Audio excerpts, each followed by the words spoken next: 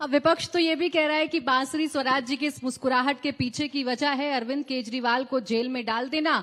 आपकी पिच एकदम खाली है, खुद ही बैटिंग करनी है, खुद ही बॉलिंग करनी है, तो छक्के तो लगेंगे।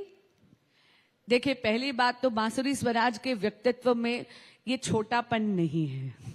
मैं नकारात्मक राजनीति नहीं करती हूं। और रही बात माननीय मुख्यमंत्री अरविंद केजरीवाल जी के जेल जाने की, तो बहुत विनम्रता से कहूंगी कि अपने अरेस्ट की ये पूरी की पूरी परिस्थिति, इसका निर्माण उन्होंने स्वयं करा है। पहला जो उनको समन आया था वो नवंबर 2023 में आया था। तब लोकसभा के चुनाव आसपास भी नहीं थे, पर उन्होंने बहुत ही अजीब अजीब से बहाने दिए। उन्होंने कहा कि वो विपासना की 10 दिन की वर्कशॉप में जा रहे हैं। 9 समन्स का निरादर करा माननीय मुख्यमंत्री अरविंद केजरीवाल जी ने। और वो भी जानते हैं कि पीएमएलए लॉ में सेक्शन 50 सबसेक्शन 3 ये कहता है कि अगर आपको समन दिया गया है तो आप पर अनिवार्य है कानूनी तौर पर कि आप जाकर उस समन का आदर करें, नहीं तो आप सेक्शन 174 ऑफ द आईपीसी में एक नया ऑफेंस क्रिएट करते हैं अपने खिलाफ। मैं कहूंगी कि माननीय मुख्यमंत्री अरविंद केजरीवाल जी ने विवश कर दिया इन्वेस्टिगेटिंग एजेंसीज को कि वो उनके घर आकर उनको कस्टोडियल इंटेरोगेशन के लिए लेके जाएं।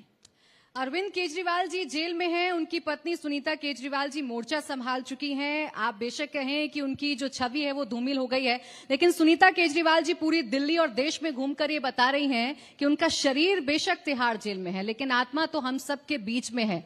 आत्मा से कैसे लड़िएगा? मिसेस केजरीवाल एक पॉलिटिकल व्यक्ति नहीं है, मैं उन पर कोई व्यक्तिगत टिप्पणी नहीं करूंगी। रही बात उनके प्रचार में आने की, ये अंदरूनी मामला है इंडिया अलायंस का कि वो प्रचार किनसे करवाते हैं।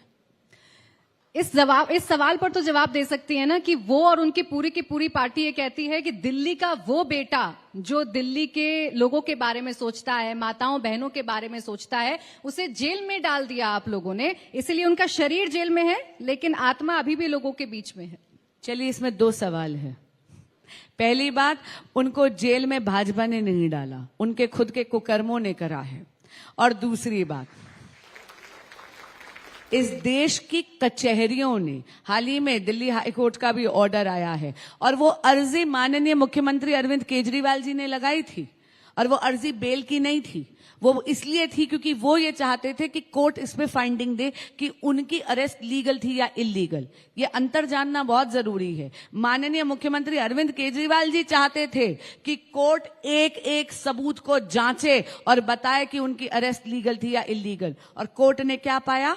कोर्ट ने कहा कि माननीय मुख्यमंत्री अरविंद केजरीवाल जी की व्यक्तिगत भूमिका रही है किकबैक्स लेने की शराब घोटाले में, और इसीलिए सारे सबूत और तथ्य देखने के बाद कोर्ट ने कहा कि उनकी अरेस्ट लीगल है, जायज है।